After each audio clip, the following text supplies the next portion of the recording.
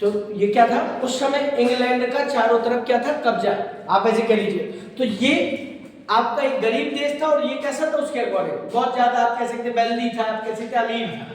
तो हुआ क्या था, ये जिस आप जहाज से गए वो बहुत डेकोरेटेड आप कह सकते जहाज था, पैसे वाले लोग हैं। जहाज का नाम भी स्पेशल HMS बीगल, जिसका भी होगा, जिसका भी रहा होगा, उसने बड़े स्टाइल बनाया होगा उस दौरान। वो सारी आप कह सकते सुविधाओं से लैस था, क्योंकि कहाँ जाना था, लंबे टूर पर। और वो टूर कहाँ पर उन्होंने स्टार्ट किया, तो यहाँ पर कौन सा ओशियन पढ़ाया जाता है, ये किस ओशियन में गए होंगे अपना जहाज लेकर, कौन सा ओशियन, पैसिफिक ओशियन, प्रशांत महासागर, बात समझ ना। लेकिन ये जब इंडोनेशिया से ये अल्फ्रेड वेलेस निकले होंगे तो कौन से वाले ओशियन पर पहुंचे होंगे, तो आप जानते हैं वाला पूरा एरिया कौन सा है, इंडियन ओशियन वाला, यानी हिंद महासागर का। तो ये निकले हिंद महासागर में जहाज लेके, लेकिन उनके जहाज का नाम नहीं बताया गया कहीं भी। आप बुकों में देखिए एनसीईआरटी में कहीं भी उनके जहाज का नाम नहीं है, क्योंकि इतना बढ़िया ना रहा होगा या उस पर ध्यान नहीं दिया गया होगा, ऐसे समझ लीजिए। ये इधर से निकले, ये इधर से निकले, तो जब ये पैसिफिक ओशियन में निकले तो वो कहाँ पहुंचे, पैसिफिक ओशियन में आप लोगों ने पढ़ा होगा एक द्वीप था जिसको कहते हैं आइसलैंड, गैलोपैगोस। कहाँ पहुंचे थे, गैलोपैगोस द्वीप पे पहुंचे, है ना। और ये आपके जो निकले ये कहाँ पर पहुंचे थे, तो ये आपका इंडोनेशिया के पास में एक द्वीप पड़ता है छोटा सा, जिसको शायद मलाया कुछ ऐसे करके नाम दिया जाता है उस द्वीप का। तो उस द्वीप में ये पहुंचे, है ना, हाँ उसी में ये उस द्वीप पे पहुंचे, और ये कहाँ पर पहुंचे, गैलोपैगोस, है ना। और गैलोपैगोस में उन्होंने क्या देखा, तो उन्होंने वो फिंचे, जिनको आप डार्विन की फिंचे कहते, बर्ड्स, है ना, जिनकी बीक अलग अलग टाइप की थी, सिमिलर स्पीसीज होने के बाद भी उन बर्ड्स की बीक में क्या था, अंतर था, है ना, चोंच उनकी अलग अलग टाइप की थी। तब उन्होंने समझा कि भाई अलग अलग चोंच की चिड़िया की कैसी हुई, तो उन्होंने वो एडेप्टेशन बताया था, है ना, जिसको अनुकूलन कहते हैं। तो कहे उसके थ्योरी, और इन्होंने जो वहां पर देखा उस द्वीप पर वही सेम चीज इन्होंने अध्ययन किया, वही सेम चीज इन्होंने अध्ययन की, दोनों सेम कंक्लूजन पर पहुंचे। कौन कौन, डार्विन और वेलेस, सेम कंक्लूजन निकाला अपनी पूरी यात्रा के दौरान, और उसको किसमें लिखा, एक बुक में, बात समझिएगा, किसमें निकाला, बुक में। और उस बुक का नाम याद करिए अगर आपको याद आ रहा हो, किस बुक में इन्होंने अपनी इस थ्योरी को बताया था। तो एक बुक लिखी गई जिसका नाम क्या था, ओरिजिन ऑफ स्पीसीज। कौन सी, ओरिजिन ऑफ स्पीसीज। तो जब आप उस बुक को पढ़ते हैं तो किस राइटर का नाम क्या लेते हैं उसमें, कि किसके बारे में, कौन से राइटर में, तो उसमें लिखा था डार्विन। किसने, डार्विन। लेकिन याद करिए केवल डार्विन बार नहीं, वही सेम चीज किसने भी बताई, वेलेस ने भी बताई। लेकिन जैसा मैंने बताया कि भाई वो लोग थोड़ा सा ज्यादा वो थे, अब कह सकते हैं, हाँ तो वो थोड़ी सा क्या थे, वो ज्यादा आप कह सकते अच्छे घर से थे, तो थोड़ा सा ज्यादा वेल्दी व्यक्ति हो, वो बेचारे गरीब देश के तो सुनता कहाँ था। जैसे अपने आप कोई खोज हो जाए, जैसे आप लोग वो पढ़ते हैं एरोप्लेन का, है ना, तो कहते एरोप्लेन की खोज भी राइट ब्रदर्स ने की थी, लेकिन वो इंडिया में पहले हुई थी, अपने यहाँ महाराजा थे, लेकिन उनकी सुनता कौन, उनकी देखने वाला कौन, क्योंकि कब्जा किसी और का था हमारे ऊपर, है ना। तो ये सब चीजें जिनकी जो ओरिजिनल चीज थी वो दबा दी जाती है, तो सेम चीज वही। तो कह रहे इनके बारे में किसी का ज्यादा जिक्र नहीं था, लेकिन हाँ उस बुक में वेलेस के नाम का जिक्र है, लेकिन उतनी उनको इंपॉर्टेंस नहीं दी गई जितनी किसको दी गई, डार्विन को। तो इसलिए थ्योरी जब आपकी पढ़ाई जाती है तो वो नेचर सिलेक्शन थ्योरी किसके आधार पर, डार्विन के नाम पर, इसलिए उसको क्या कहते हैं, डार्विनिज्म। अब ये डार्विन की जो थ्योरी वो बताती क्या, किस पर डिपेंड करती है, तो डार्विन की थ्योरी बताती है कि जो आप कह सकते जीवधारी होते हैं, मतलब जो ऑर्गेनिज्म है बहुत सारे, कह रहे उनमें क्या स्टार्ट होता है, जनरेशन, आप कह सकते रिप्रोडक्शन करने की पावर क्या होती है, हर ऑर्गेनिज्म में पैदाइशी यानी कि जन्म के साथ ही रिप्रोडक्शन करने की क्या होती है, पावर, और अल्टीमेट पावर, ऐसे समझ लीजिए, बात क्लियर। और जब अल्टीमेट पावर होती है तो आपने उसमें पढ़ा होगा, वो बताते हैं कि जब आप लो ऑर्गेनिज्म या कह सकते हैं सिंपल ऑर्गेनिज्म देखते, आप कह सकते हैं छोटे जीवों को देखते, तो उनमें रिप्रोडक्शन की पावर क्या होती है, ज्यादा, अकॉर्डिंग टू किसके, बड़े जीवों की। क्योंकि जैसे जैसे ऑर्गेनिज्म बड़े होते चले जाते हैं रिप्रोडक्शन की क्षमता क्या होने लगती है, कम। बात क्लियर। अब इसके अकॉर्डिंग उन्होंने क्या दिया, तो कई एग्जाम्पल भी उसमें दिए जाते हैं। बात क्लियर। लेकिन जब आपने देखा होगा जब जीवधारी बहुत ज्यादा जन्म लेते होंगे या मान लीजिए कोई रिप्रोडक्शन ज्यादा करता होगा, लेकिन कुछ समय बाद उनकी संख्या क्या हो जाती है, नॉर्मल। हेलो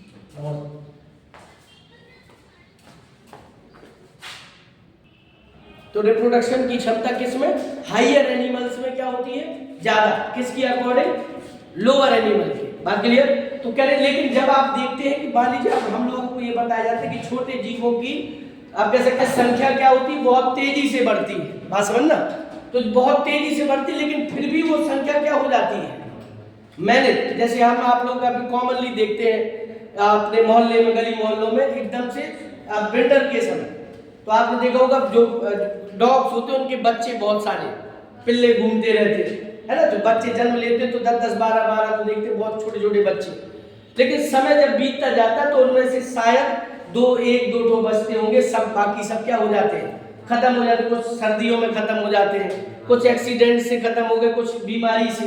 मतलब नेचर क्या करती है, अपने आप को बैलेंस करना जानती है, तो वो बैलेंस कर देती है। इसलिए आपके जीवों की संख्या क्या रहती है, बैलेंस बनी रहती है ना।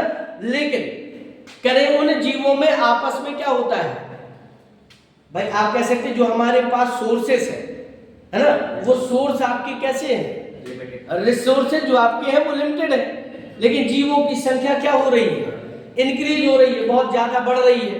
तो कह देते हैं जब लिमिटेड चीज पर बहुत सारे लोग एक साथ आप कह सकते हैं प्राप्त करने की कोशिश करते हैं, तो आपस में क्या स्टार्ट होता है, कंपटीशन, संघर्ष, है ना, जिसको आप लोग क्या कह देते हैं, जीवन संघर्ष का नाम देते हैं। लेकिन जब जीवन संघर्ष होता है तो हमेशा याद रखिएगा सबसे पहले किसमें होता है, अपनी ही स्पीसीज के लोगों के साथ, मतलब सेम स्पीसीज के जीवों के बीच क्या होता है, संघर्ष, कंपटीशन, है ना। जैसे हम आप लोग तैयारी कर रहे हैं नीट की, सीटों की संख्या लिमिट की है, लगे लाखों बच्चे हैं, तो सेम है ना। तो हम लोगों के आपस में जो ये कंपटीशन है, तो उन्होंने बताया उस समय कि जो कंपटीशन होता है वो कितने प्रकार का होता है, 3 प्रकार का। कितने प्रकार का कंपटीशन, 3 प्रकार का कंपटीशन उत्पन्न होता है इससे। कौन कौन सा, इंटरसेलुलर, वो क्या आप कह सकते हैं, एक होता है इंटर स्पेसिफिक, एक होता है इंट्रा स्पेसिफिक, और एक क्या होता है जिसको आप वातावरणीय कहते हैं। वातावरण मतलब एनवायरमेंटल को आप कह सकते हैं, जो आपका संघर्ष होता है, कंपटीशन। अब कैसे, एक तो आपस में संघर्ष होता है, दूसरा हमारा एक जाति का किसके साथ होगा, दूसरी जाति के साथ, जीवों के साथ, और तीसरा होता है किसके साथ, वातावरण के साथ। क्योंकि समय समय पर एटमॉस्फेयर भी क्या होता है, चेंज। जैसे कभी सूखा आ जाए, कभी एकदम से बाढ़ आ जाए, है ना, कभी एकदम से आप कह सकते हैं बाढ़, आपका भूकंप आ जाता है, सुनामी आ गई, मान लीजिए लाखों लोग खत्म हो गए एक साथ, जानवर भी खत्म हो गए, खेत भी खत्म हो गए। तो ये सब क्या, वातावरणीय, एनवायरमेंटल कंपटीशन जिसको आप कहते हैं।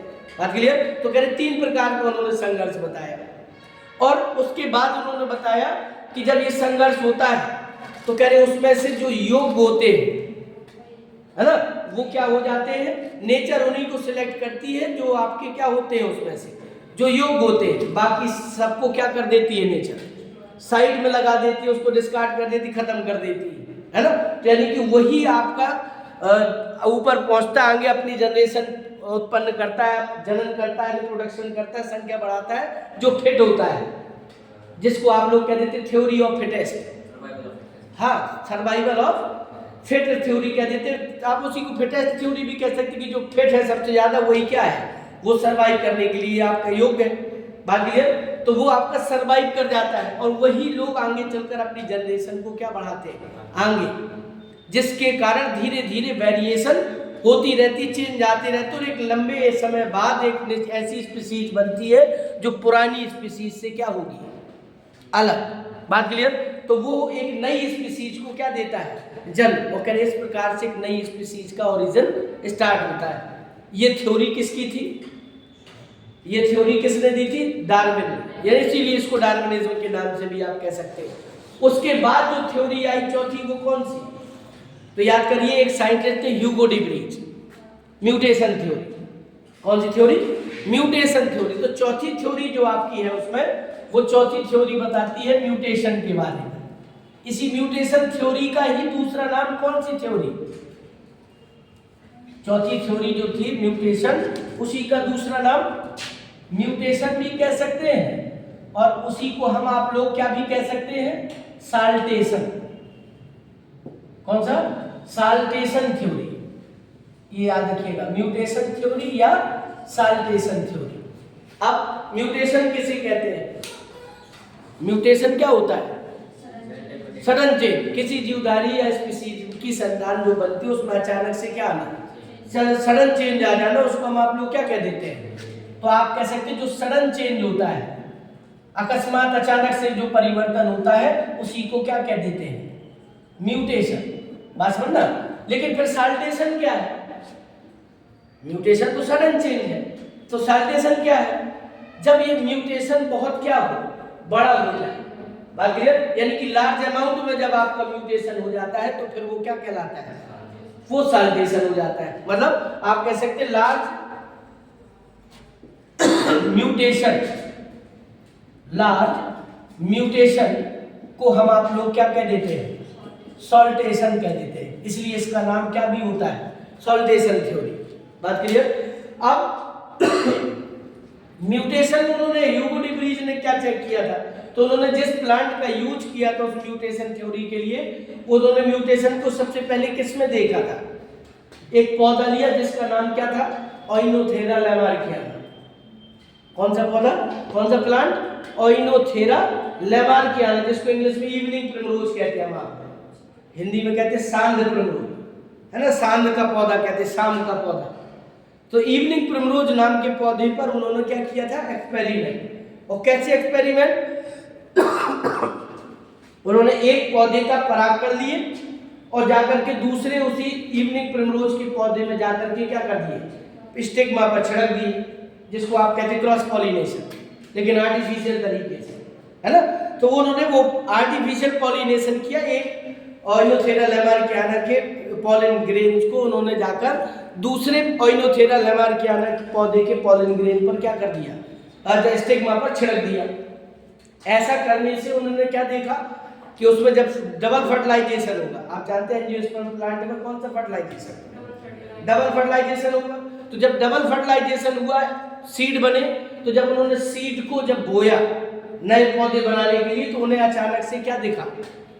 कुछ चेंज दिखा, जो पहले वाले यानी कि उसके जो पेरेंट्स, जो आप कह सकते जो प्लांट थे, उनमें ऐसा नहीं था। वो उन्होंने वहां पर देखने को मिला। तब उन्होंने जब देखा कि ऐसे अचानक से चेंज होना, तो उनका यही वो कारण है जिसके कारण नई स्पीशीज का क्या होता है? निर्माण। तब उन्होंने उन सडन चेंज को क्या नाम दिया? म्यूटेशन, जिसको आप लोग कहते थे उत्परिवर्तन। और म्यूटेशन के कारण ही उस थ्योरी को, आप कह सकते हैं थ्योरी का नाम क्या किया गया? Mutation theory. अब आपसे जब म्यूटेशन थ्योरी में उन्होंने जो पॉइंट बताए, वो आपसे एक एक करके डिस्कस करते हैं। म्यूटेशन थ्योरी के बारे में उन्होंने क्या बताया था? कितने पॉइंट, कैसे कैसे उन्होंने उसको डिस्क्राइब किया? ये तो हो गया उनका एक्सपेरिमेंट, जो उन्होंने एक्सपेरिमेंट किया कि म्यूटेशन को अगर कारण उन्होंने देखा कैसे, तो किस पौधे पर देखा? ओइनोथेरा लेमार्कियाना। बात क्लियर? और जब उन्होंने देखा तो उसकी प्रोजनी में उनको चेंज नजर आया अचानक से, तो उसको उन्होंने क्या कह दिया कि यही क्या है? म्यूटेशन। लेकिन याद करिए, इन्होंने अपनी म्यूटेशन थ्योरी को फिर समझाया भी था category wise, short step by step उसको समझाया। तो पहला पॉइंट उन्होंने अपनी थ्योरी में क्या बताया कि जो म्यूटेशन है, यानी कि जो परिवर्तन है, वो आपका कह सकते हैं सभी जीवधारियों में होता है। मतलब म्यूटेशन की टेंडेंसी हर जीव में होती है। ये पहला पॉइंट था, यानी कि म्यूटेशन सभी जीवों में हो सकता है। लेकिन आपको याद रखना है कि जब म्यूटेशन होगा तो कह रहे ये क्या नहीं होता, ये क्लियर नहीं होता कि कब होगा। हो भी सकता है और नहीं भी हो सकता, लेकिन क्षमता, टेंडेंसी सबके पास होती है। क्यों? क्योंकि भाई जेनेटिक मटेरियल सबके पास, और चेंज होगा तो जेनेटिक मटेरियल में होगा, तो कह रहे हो तो सबके पास मौजूद है। तो किसी में हो भी सकता है और किसी में नहीं भी, लेकिन टेंडेंसी सबके पास होती है म्यूटेशन की। तीसरी चीज, उनका ये जो म्यूटेशन होता है, ये कह रहे कुछ जीवों में कम होता है, या कह सकते स्मॉल अमाउंट में होता है, और कुछ जीवों में लार्ज अमाउंट में होता है। मतलब वो परिवर्तन अनियमित होता है, किसी में कम और किसी में ज्यादा।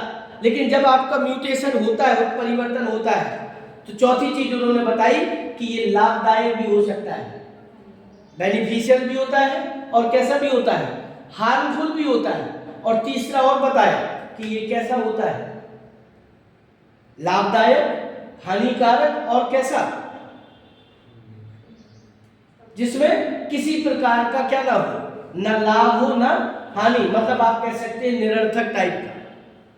जैसे एग्जाम्पल अगर आपसे कोई कहे कि एक एग्जाम्पल उसका, तो जैसे छठवीं उंगली का बनना, म्यूटेशन के कारण किसी के मान लीजिए पेरेंट्स है, अब वो नॉर्मल उनके आप कह सकते हैं हाथों में 5-5 उंगलियां, पैरों में 5-5, लेकिन आप देखो अचानक से एक ऐसी बच्चा जन्म लेता है कि जिसके हाथ में 6 उंगली, या दोनों हाथों दोनों पैरों में भी कई लोगों की हो जाती 6-6, है ना।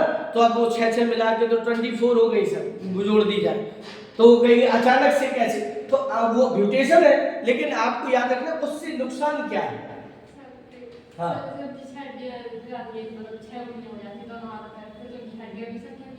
नहीं, तो उसमें आपने जिसकी 6 उंगलियां होंगी, तो वह अगर वो एक से निकली है ऊपर से, तो फिर वो जो आपकी बोन है वो ब्रांच होती है। लेकिन अगर बगल से निकली है ना, तो फिर उसमें बोन नहीं होती। आपने देखो मसल्स होती है वैसे आउटग्रोथ के रूप में, तो कह रहे थे उसका ना तो लाभ होता है और ना ही क्या होती है, हानि। भाई उस 6वीं उंगली से क्या नुकसान है, क्या लाभ है हमारा उससे, क्योंकि वो काम की तो होती नहीं किसी की, ना उसे हम कुछ कर सकते हैं, है ना। तो वही यार, तो कह रहे थे इसलिए वो लाभदायक भी हो सकती है, कभी कभी क्या भी हो सकती है, हानिकारक, और कभी कभी क्या भी हो जाती है, निरर्थक भी हो जाती है, मतलब जिसका कोई काम नहीं, ना तो लाभ है ना उसका हानि है। तो कह रहे ये चीज उन्होंने अपने पॉइंट में उस थ्योरी में समझाया था। इसको कह देते हैं हम आप लोग कौन सी थ्योरी, म्यूटेशन थ्योरी। बात क्लियर। अब इसके बाद जब म्यूटेशन थ्योरी हो गई, तो उसके बाद लास्ट में दी गई कौन सी थ्योरी, मॉडर्न सिंथेटिक थ्योरी, जिसको हम लोग आधुनिक संश्लेषणात्मक सिद्धांत कहते हैं। और मॉडर्न सिंथेटिक थ्योरी किसको, डार्विनवाद को भी सही मानती है, और मॉडर्न सिंथेटिक थ्योरी किसको भी सही मानती है, म्यूटेशन की थ्योरी को। अब दोनों में थोड़ा सा चेंज है, म्यूटेशन थ्योरी और किसमें, डार्विन वाली थ्योरी। डार्विन क्या बताता था कि चेंजेस धीमे धीमे होते हैं, और एक लंबे समय बाद एक नई स्पीशीज का क्या होता है, निर्माण। और म्यूटेशन क्या कहता है कि अचानक से बनती सडन चेंज। अब हम उस पर दिमाग लगाएं कि कौन सी सही कौन सी गलत, तो अपने अपने हिसाब से दोनों सही थे। तो जो मॉडर्न सिंथेटिक थ्योरी कहती है, वो बताती है कि इसमें दोनों थ्योरी क्या है, अपनी जगह पर वो सही है। बात क्लियर, यानी कि दोनों ही सही है। और इसके अकॉर्डिंग अगर देखा जाए तो लेमार्क ने भी क्या किया था, सही ही बताया था। कुछ चीजें उसने भी क्या बताई थी, सही। डार्विन केवल क्यों फेल हुआ, डार्विन की थ्योरी सही थी भैया, लेकिन उसको भी फेल माना गया, क्यों, क्योंकि वो क्या नहीं बता पाया, वो वेरिएशन तो बताया उसने कि वेरिएशन कैसे होता है, तो वो आपने बताया कि धीमे धीमे होता है, पीढ़ी दर पीढ़ी होता है, लेकिन वो ये नहीं बता पाया कि उसका सोर्स क्या है। क्या नहीं बता पाया, सोर्स नहीं बता पाया, सोर्स ऑफ वेरिएशन नहीं था उसके पास, इसी के कारण वो क्या हो गया, वो डिस्कार्ड हो गया, वो फेल मान लिया गया, मान लीजिए। क्योंकि बाकी चीजें तो उसने सब सही बताई, लेमार्क ने भी कुछ चीजें क्या बताई, सही बताई, लेकिन कुछ चीजें जो थी मैन वो उसको डिफाइन नहीं कर पाया सही से। वही डार्विन ने गलती की कि कुछ चीजें तो बताई, लेकिन बीच में उन्होंने कुछ चीजों को क्या कर दिया, छोड़ दिया। जैसे आप ऐसे समझ लीजिए, वो जो बीच की कनेक्टिव लिंक्स आपने पढ़ी होंगी, आगे आप पढ़ेंगे, कनेक्टिव लिंक्स होती है ना जीवों के बीच में। जैसे आपने वायरस पढ़ा था, किन किन दो लोगों के स्पीशीज के बीच, दो जोनर के बीच की लिंक होती है, तो लिविंग और नॉन लिविंग की, तो हम उसको वायरस कहते। तो ये कनेक्टिव लिंक की जानकारी भी नहीं बता पाए कि भाई आप आखिरकार कनेक्टिव लिंक्स क्या होते हैं। तीसरी चीज वो क्या नहीं डिफाइन कर पाए, वो जो अवशेषीय अंग बनते हैं, वेस्टिजियल ऑर्गन, वो उनको डिफाइन नहीं कर पाया कि फिर वेस्टिजियल ऑर्गन कहां से आ जाते बॉडी में, है ना। जो इसको समझाने के लिए लेमार्क ने तो प्रयास किया, उपयोग और डिसयूज और यूज और डिसयूज बताया। डार्विन ने ये चीज कंफर्म नहीं कर पाया कि आखिरकार वो जो वेरिएशन है, सोर्स ऑफ वेरिएशन वो क्या है, दूसरा कनेक्टिव लिंक्स क्या है, और तीसरा वेस्टिजियल ऑर्गन क्या है। ये तीन चीजें वो नहीं बता पाए, जिसके कारण वो क्या हो गया, वो फेल हो गया। लेकिन मॉडर्न सिंथेटिक थ्योरी ने सबको इंक्लूड कर दिया एक ही में। करेक्ट, जो बताया वो सब क्या था, सही था, थोड़ा थोड़ा चेंज था, तो उन्होंने एक चीज उसमें और एक्स्ट्रा ऐड कर दी थी। किसने? मॉडर्न सिंथेसिस थ्योरी, जिसको आप लोग कहते हैं मॉडर्न सिंथेसिस थ्योरी। और मॉडर्न सिंथेसिस थ्योरी में एक चीज उसमें एक्स्ट्रा ऐड कर दी थी, कौन सी? Genetic drift. याद है? कौन सा एक पॉइंट ऐड किया था? Genetic drift. और जेनेटिक ड्रिफ्ट क्या होता है? याद करिए, जीन या अपवाहन। मतलब कि जब किसी एक निश्चित क्षेत्र में किसी बाहर से कौन आ जाए, कुछ प्रजातियां होती है ना माइग्रेट करके आ जाती है, जैसे मान लीजिए अफ्रीका के लोग आ जाए इंडिया में। हाँ, जैसे अभी आपका ये चिड़िया अपने विजय सागर पक्षी विहार में बर्ड सेंचुरी है, तो बाहर किया जाती है साइबेरिया साइड। हाँ, अभी ये विजय उधर जाइए तालाब में विजयनगर के, तो साइबेरिया साइड के पक्षी आते हैं ठंड के लिए, क्योंकि वहाँ या हाँ, तो वहाँ ज्यादा ठंड से बचने के लिए यहाँ ठंडा मौसम तो चली जाती है, फिर यहाँ गर्मी आती तो फिर वापस लौट जाती, तो माइग्रेट होकर के आती। तो जब वो यहाँ आएंगी, या मान लीजिए कोई स्पीसीज वहाँ आती है, तो कह रहे वो उन्हीं स्पीसीज के साथ घुल मिलकर क्या करती है? रिप्रोड्यूस करती है। और जब रिप्रोड्यूस करती है तो उससे नई, आप कह सकते हैं, जनरेशन का क्या होता है? निर्माण। जिनके पास परिस्थितियों को सहने की क्या होती है? क्षमता, उनके अकॉर्डिंग जाना, उसी को क्या बोला जाता है? Genetic drift. और इसी जेनेटिक ड्रिफ्ट से आपका नियम पढ़ाया जाता है आपके लिए, बॉटल नेक इफेक्ट। बॉटल नेक इफेक्ट वो पढ़ाया जाता है, गर्दन वाला, बोतल की गर्दन वाला इफेक्ट पढ़ाया जाता है, प्रभाव। ठीक, तो ये जेनेटिक ड्रिफ्ट उसने एक एक्स्ट्रा में जोड़ दिया, किसमें? Modern synthesis theory. तो इस प्रकार से सिद्ध हुआ कि जो आपका जो नई स्पीसीज का जो एवोल्यूशन है, वो भाई आपके अलग अलग स्टेप बाय स्टेप होता है और हर तरीके से होता है। उन्होंने मतलब कंक्लूजन ये निकाल दिया कि कोई भी एक पर्टिकुलर सिद्धांत थ्योरी सही नहीं थी, बल्कि थोड़ा थोड़ा सबकी थ्योरी मिला करके चीजें सही है। बात क्लियर? तो ये इस प्रकार से आपकी थ्योरी ऑफ बायोलॉजिकल क्या थी? एवोल्यूशन। ये 5 थ्योरी है जो मेनली आपकी पढ़ाई जाती है। कौन कौन सी 5 थी? पहली लैमार्किज्म वाली, दूसरी आपकी कौन सी? जर्म प्लाज्म थ्योरी, तीसरी डार्विनिज्म की, चौथी म्यूटेशन थ्योरी, और पांचवी कौन सी? Modern synthesis theory. बात क्लियर? ये आपकी थी। और उसके जस्ट बाद फिर आपका क्या मिलते हैं? एविडेंसेस। भाई अगर एवोल्यूशन हुआ है तो उसके एविडेंसेस भी तो होंगे ना हमारे पास, वातावरण में एविडेंसेस आसपास मौजूद होने चाहिए। तो कह रहे थे इसके बायोलॉजिकल एवोल्यूशन के एविडेंसेस क्या मिले, तो आपने उसमें कई कैटेगरी में एविडेंसेस आपके मिलते हैं। तो कई कैटेगरी में हम आप लोग क्या पढ़ते हैं? उसके एविडेंसेस। जैसे आप याद करिए, आपको वेस्टिजियल ऑर्गन भी उन्हीं में से एक है, फॉसिलाइजेशन जीवाश्मों से प्रमाण वो भी उसी में से एक है, एम्ब्रियोनिक डेवलपमेंट भी एक आपका क्या है? प्रमाण। एक आपका जिसको आप लोग कहते थे तुलनात्मक भ्रूण की, उस एम्ब्रियोलॉजी को, 2 एम्ब्रियो के बीच में आपस में क्या करना है? डिफरेंशिएट, तुलना करना है ना। इसके अलावा आपको मिलते हैं जो अंग होते हैं, है ना, जिसको आप लोग कह देते हैं समजात अंग और समृद्धि अंग, होमोलोगस और एनालोगस ऑर्गन पढ़ते हैं ना आप, उससे प्रमाण मिलते हैं। हाँ, और इसके अलावा और भी आपको प्रमाण उससे मिलते हैं। जैसे उसमें आपको पढ़ाया जाता है एक पॉइंट और उसमें दिया जाता है आपका, कौन सी थ्योरी पॉइंट था उसमें? तुलनात्मक भ्रूण की था, और अंगों से प्रमाण था, जीवाश्मीकरण से प्रमाण था, फॉसिलाइजेशन से, और इसके अलावा एक और था शायद, देखिए अभी दिमाग में आएगा तो मैं आपको बताऊंगा, उसकी भी थ्योरी थी अलग। तो ये अलग अलग स्टेप आप कह सकते पॉइंट से आपको एविडेंस मिलते हैं कि कभी ना कभी यहाँ पर क्या हुआ है? एवोल्यूशन, जिससे लोअर स्पीसीज से किसका? हायर स्पीसीज का क्या हुआ है? निर्माण। या सिंपल से एवोल्यूशन कहाँ चलता है? कॉम्प्लेक्स की तरह। बात क्लियर? ये उन्होंने दिया। लेकिन इसमें मैंने आपको कल जो बताया था एक थ्योरी, वो आपको मैंने कल कीमोसिंथेसिस थ्योरी बताई थी, अगर आपको याद हो,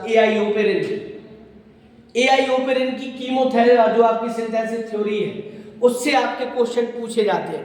कीमोसिंथेसिस थ्योरी में का मतलब क्या है? कि जो जीवों का निर्माण हुआ था पृथ्वी का, उसमें किसके द्वारा हुआ था? केमिकल्स के थ्रू, है ना। केमिकल्स से किसका निर्माण हुआ? जीव का। अब वो केमिकल्स कौन से थे? तो उसमें वो पूरा स्टेप बाय स्टेप कई चरणों में वो थ्योरी बताती है केमिकल सिंथेसिस की। पहला स्टेप उसमें आता है, मैंने आपको बताया था कल कि स्टार्टिंग कहाँ से होती है, एटम्स। कि पहले पृथ्वी पर क्या मौजूद थे, एटम्स थे, और एटम्स फिर जब आपस में क्या हुए, मिक्स हुए आपस में, उन्होंने रिएक्ट करना स्टार्ट किया, तो क्या बने, एटम से मॉलिक्यूल हो गए, मॉलिक्यूल से फिर क्या बने, मॉलिक्यूल जो आपके थे वो सिंपल फॉर्म में थे, उनसे उन्होंने रिएक्ट करना स्टार्ट किया। जब मॉलिक्यूल से मॉलिक्यूल तो क्या बने, ऑर्गेनिक मटेरियल, इनऑर्गेनिक मटेरियल जो सिंपल थे, सिंपल से फिर क्या बने, ऑर्गेनिक, इनऑर्गेनिक से ऑर्गेनिक जो सिंपल थे, और सब सिंपल ऑर्गेनिक से फिर कौन से बने, कॉम्प्लेक्स ऑर्गेनिक, है ना। और कॉम्प्लेक्स ऑर्गेनिक से फिर आपका फर्स्ट क्या बना, वायरस, और वायरस से फिर फर्स्ट प्रोकैरियोटिक सेल, जिसको आपने ब्लू ग्रीन एल्गी नाम दिया था, और ब्लू ग्रीन एल्गी से फिर आगे यूकैरियोटिक सेल, और यूकैरियोटिक सेल कौन सी थी, तो वो प्रोटिस्ट वाली, प्रोटिस्टा जिसको आप लोग कहते हैं, है ना।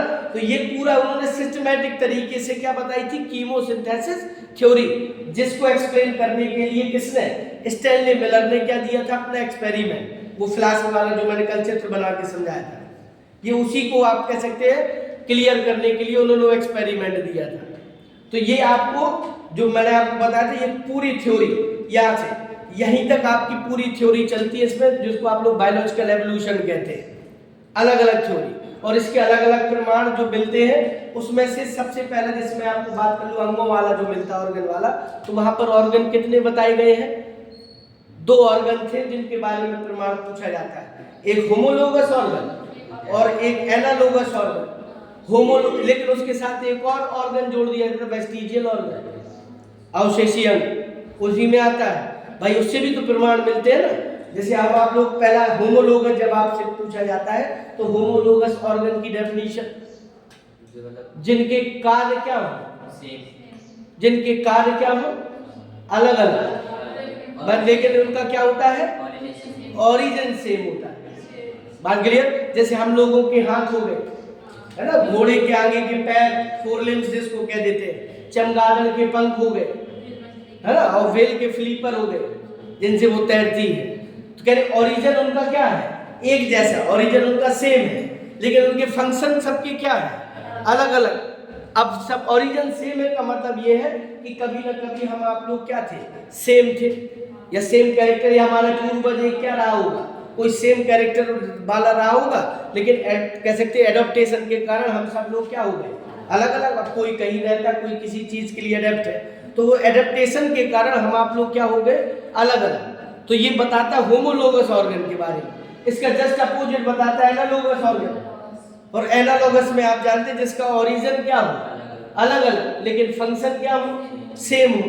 और उसके लिए फिर आपको एग्जाम्पल जब देना होता है, तो हम आप लोग किसका एग्जाम्पल देते हैं, पंखों का, है ना। किन किन पंखों का, तो जैसे आपका बर्ड्स के पंख हो गए, है ना, बटरफ्लाई के हो गए, इंसेक्ट्स के हो गए, चमगादड़ के हो गए, ये सब आपस में फंक्शन इनका सेम है ना। ड्रैगन फ्लाई का भी कभी कभी एग्जाम्पल दे दिया जाता है कि इनका फंक्शन क्या है, सेम, लेकिन ओरिजिन क्या है, अलग अलग। अब ओरिजिन कैसे अलग अलग है, तो जैसे हम बर्ड्स के फीदर देखते हैं, तो बर्ड्स के जो पंख देखते हैं, विंग, वो किसके बने होते हैं, वो फीदर्स के बने होते हैं।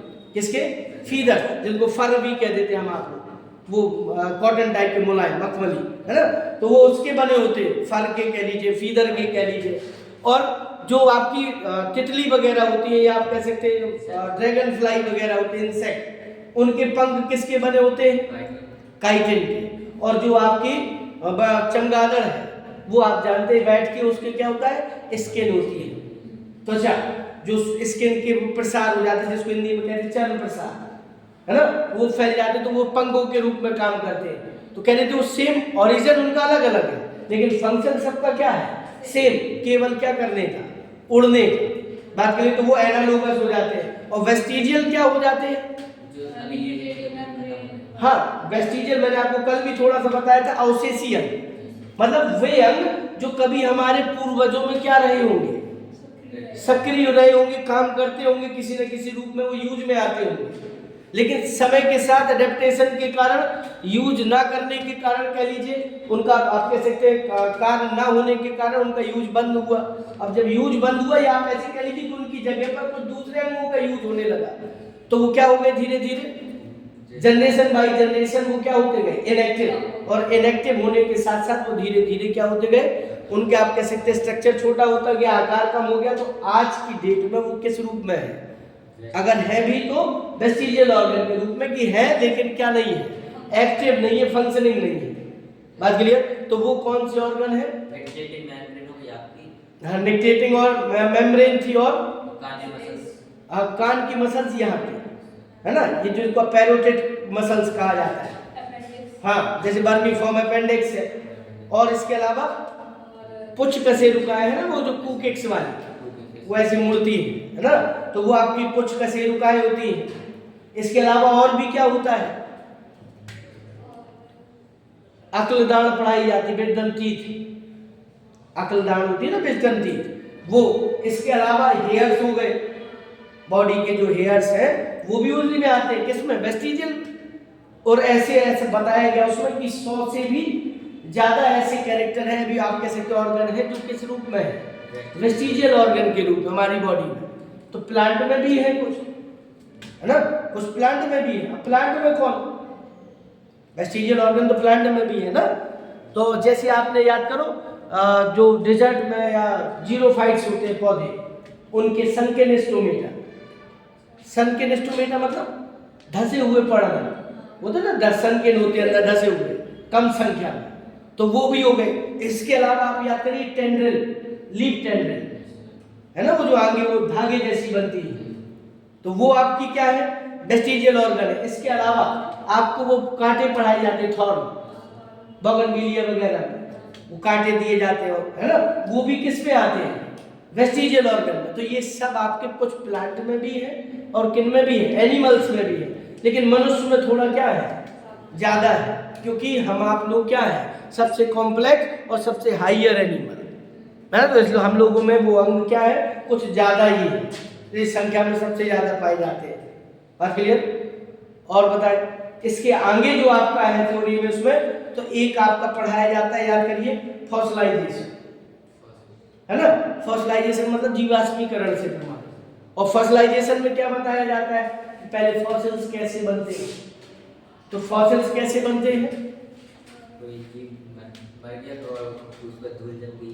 हाँ जैसे कोई सपोज करिए, पहले आपका कार्बन, जिसको हम लोग कहते थे डिकेइंग मैटर जो होते हैं, जैसे कोई जीवधारी मर गया है ना, जो कोई आपका उसकी डेथ हो गई किसी जीव की, कोई पेड़ पौधा था वो नीचे जमीन पर गिर गया, समय के साथ उस पर क्या होती गई, मिट्टी की सॉइल की परतें चढ़ती गई। और जब सॉइल की परतें चढ़ती गई तो उसमें क्या हो गया, ऊपर से प्रेशर पड़ा, है ना, ऊपर से टेम्परेचर हाई हुआ, जब वो नीचे दबता गया तो कंप्रेस्ड हो गया।